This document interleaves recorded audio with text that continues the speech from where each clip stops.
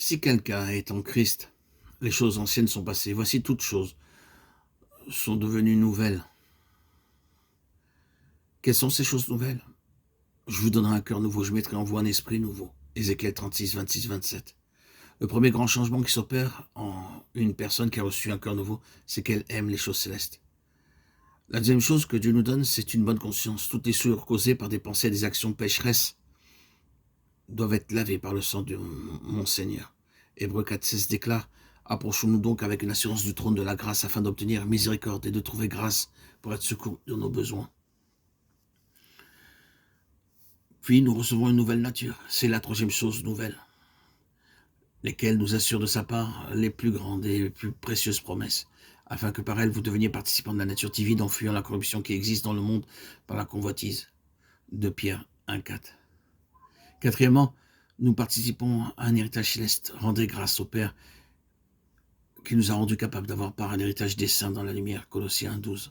Cinquièmement, nous participons à la gloire céleste. Voici les exhortations que j'adresse aux anciens qui sont parmi vous, moi, anciens comme eux, témoins des souffrances de Christ et participants de la gloire qui doit être manifestée. 1 Pierre 5, 1.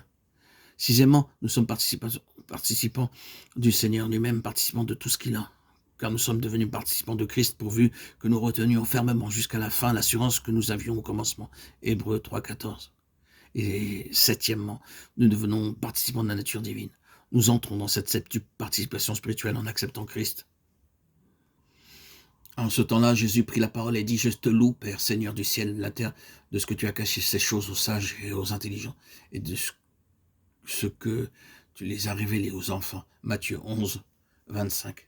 Les trois premières choses de ces 8 choses nouvelles sont un cœur nouveau, une nouvelle conscience, une nouvelle nature.